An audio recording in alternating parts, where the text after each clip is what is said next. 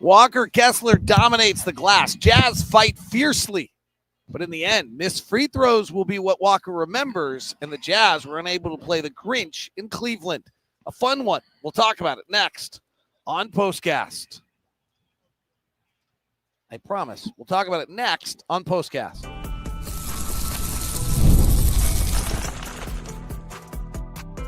You are Locked On Jazz, your daily podcast on the Utah Jazz. Part of the Locked On Podcast Network, your team every day. David Locke along with Ron Boone with you after the Cavaliers moved to 26-4 to start the season. Incredible start by the Cavaliers. Jazz fall to 7-21, and the Jazz go 2-2 on this portion of the road trip. We have one more road game in Portland. The Jazz fall tonight. Final score, 124-113. The Jazz trailed this game by just 2 in the first half because they had 11 second chance points, and they trailed by just 4 at the half because they had 50% of the rebounds that they missed on missed shots. They had offensive rebounds, 14-28. The Cavaliers hit 9 threes in the third. That really gave them out to an 11-point lead. They led by as many as 17. The Jazz got it back down to like 1 or 2. They never took the lead. They had a chance to tie it. Lauri missed one of the free throws of the three. Jazz missed a collection of free throws late. Walker Kessler missing 5 of them. And the Jazz were 18 of 26 from the free throw line tonight. But Ron, we'll get into the specifics. Overall, I think Will Hardy's going to be really pleased in the press conference. I think Jazz fans should be really pleased with what they saw out of this team tonight. Now, very veteran-laden performance. The young kids are struggling so badly, it's hard to put them on the floor, frankly.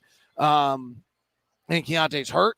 But I think, this is, you really honestly saw in a difficult situation, a hard place to play, veteran players playing very smart, good basketball. Yeah, a few things come to mind. One is that when you have guys out, like you had Collins out and you got Keontae out, those are a number of shots per game, a number of points per game. And players that don't usually get a lot of time to spend on the floor, those minutes, those extended minutes to where they can play the kind of game that they want to play. And then they realize how hard they have to play in order to win in this league. Now, Kessler just had one of those basketball games that he made a lot of those guys better by getting offensive rebounds, give them second chances to, just to make things happen. All right, let's talk about Walker. He had 9 points, 16 rebounds, 8 offensive. Jarrett Allen, to me, is a real comp for him. Like, if you were to ask me, like, who I would hope that Walker Kessler would become, it's Jarrett Allen. Now, Austin and some of the guys around Walker will tell me that that's probably not good enough. But Jarrett Allen's a pretty good basketball player, impacts the rim. Cavaliers are the number 1 team in the league at defending the rim. Like, he dominated Jarrett Allen tonight. He dominated him, and there's 2 things Jarrett has that Kessler doesn't have, and that's foot speed of trying to defend the perimeter, and then the other is a little jump left-hand hook shot or the jump right-hand hook shot. That part of the offense Kessler's working on. When he starts to trust it, and Will gives him a chance to score with his back to the basket when he gets close enough, then I think he'll get to the point where he'll want to shoot it, quite a bit.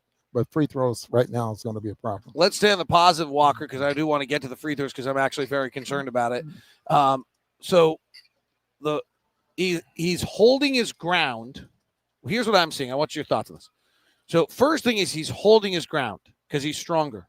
But by holding his ground, it is allowing him to reach over people and reach up on people because his foundation is set now to be able to tap balls and keep them alive in a way that when he was getting jostled and bounced and moved, he couldn't make the plays with that length.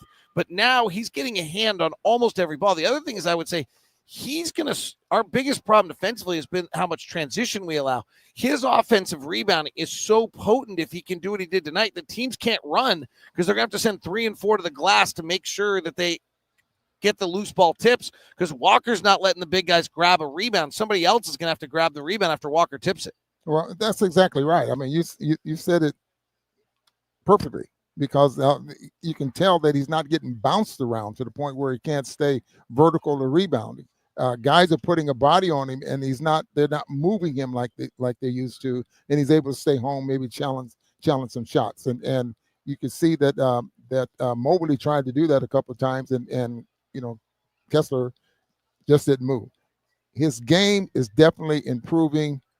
He was gassed. He was really, really tired in that first half because he he got after it. Well, he played 38 minutes tonight, and I do think, season high 36, if I remember correctly. I really admire like the Russell Westbrooks of the world. There's a few others who every time they go to the bench, they're exhausted. And I feel like, quite honestly, most NBA players are not. Maybe they're pacing themselves. Maybe it's much harder than I know it to be. But like we don't have line changes in this league. It doesn't feel to me like guys are at zero when they go to the bench. Walker went to the bench at zero multiple times tonight. Yeah, I used to tell people like this all the time. If a player is not tired after a basketball game, then either he didn't play or he didn't play hard. One or the other. So you get a chance to feel what it's like to sit in your locker after the basketball game before you shower and rest, a little bit before you start meeting with the media or whatever you have to do after a game. But you get a chance to sit there and rest and think, I gave everything I had out there. So while trailing, the Jazz were trailing. The Cavaliers did a very smart thing. Kenny Atkinson's a smart coach. They intentionally fouled Walker Kessler before we got to the 2-minute mark on 3 occasions. And the reason they did that is because it eliminates the Jazz from getting 3 points on a 3-point possession. And when the Jazz are trailing, the Jazz needed to hit some threes, and the Jazz were hitting threes. They'd hit 19. If Walker actually hit 60% of the free throws, which is what he generally shoots for his career, it's actually a pretty good possession by the Jazz in any other circumstance. It's 1.2 points at 60%. That's good. But when you probably need a 3 every now and then to come back, it's a problem. The bigger problem to me, so that's why they did it. It worked. Walker goes 1 of 6 on those free throws, and maybe it won't be an issue. But here's my concern, Ron. When Walker left his rookie year, and he had such a great rookie year, the only big concern I had about him was that if he doesn't make his free throws, we've seen multiple careers go the wrong direction because they start to play to not want to go to the free throw line. And I thought he did that a lot last year. And this year he has not done that. He's been aggressive and confident and gone to the basket and been willing to be fouled. And if he starts to play in a manner by which he's unwilling to be fouled, that would be problematic for his growth in his career. You're absolutely right. Your confidence levels drops. And as you mentioned a few times, where you get a rebound or you get the basketball, you're trying to get rid of it very quickly so they don't foul you, that type of thing. Hopefully he can rectify something like that, David. I know he's been working very, very hard. He's hitting the front of the rim. I'd rather see a player hit the back of the rim than hit the front of the rim when they're shooting free throws. And hopefully he gets better. The confidence is everything at that free throw line. You have nice soft touch, and I just don't understand because his release is so good. And even if he was a 60%, I mean, Rudy Gobert's goal was to get to 70-something%. I think he ended up shooting 66, 67% there for that last year he was with the Jazz. His confidence. Get it done. I was about to ask you, would you be more comfortable if he had a bad-looking shot that needed to be fixed, or the fact that he has a good-looking? It's like if you have a good putting stroke, it never goes in. That's a little unnerving, right? Ooh, yes. Right. Like so. All right, but Walker was brilliant. That's as good. There was as good a stretch as a basketball. He dominated this game in so many ways. The veterans stepped up tonight. Lauri had 26 points, and it's a struggle for him. He went 7 of 21, but hit 6 of 14 from 3. 24 from Collin Sexton, who was one-on-one driving and keeping the game alive, having to play point guard tonight, which is not natural to him. But I want to talk about that for a second, because when Walker, and we'll do that in just 1 second, I just remembered I'm supposed to pay bills every now and then in this show, and I kind of forget every now and then. So let me do a quick advertisement for everybody out there on today's show, and then we'll talk about Collin and his maturation that I'm talking about there, because I think I've seen something that's really, really interesting and want to check on that. Tonight's show is brought to you in part by Mint Mobile. Big wireless providers. What you see is never what you get. Somewhere between the store and your first month's bill, the price you thought you were getting paid magically skyrockets. With Mint Mobile, you'll never have to worry about gotchas ever again. When Mint Mobile says $15 a month, you purchase a 3-month plan, they mean it. Say bye-bye to your overpriced wireless plan, jaw-dropping monthly bills, and unexpected overages. Mint Mobile is here to rescue you with a premium wireless plan starting at $15 a month. All plans come with high-speed data, unlimited talk, text delivered on the nation's largest 5G network. To get your new customer offer, your new 3-month premium wireless plan for just $15 a month, go to mintmobile.com/lockedonnba. That's mintmobile.com/lockedonnba. Cut your wireless bill to $15 a month at mintmobile.com/lockedonnba. $45 upfront payment required, equivalent to $15 a month. New customers on a first 3-month plan only. Speed slower at 40 gigs on unlimited plan. Additional taxes and fees and restrictions apply. See Mint Mobile for details. Today's show also brought to you by our friends over at FanDuel. Line was 12.5 tonight. Last time I checked, what was the final? 124-113. Woo, they're good. Go ready to tackle the NFL action with FanDuel, #1 sportsbook, because right now new customers can bet $5, get $150 in bonus bets if you win. I think it actually is $250 right now, special deal. The FanDuel Sportsbook app gives you everything you need and place the live NFL or NBA bets all in one place. So when you get a hunch in the middle of the game, you can check out the latest stats, view live play-by-play, and so much more on the same page where you place your bets. Visit FanDuel.com to join today. You'll get started with $150 in bonus bets, maybe $250. Check it out. If you win your first $5 bet, that's FanDuel.com. Never waste a hunch. Make every moment more with FanDuel, official sportsbook of the NFL. Collin Sexton used to have to play point guard, and he used to do what I would call buffer.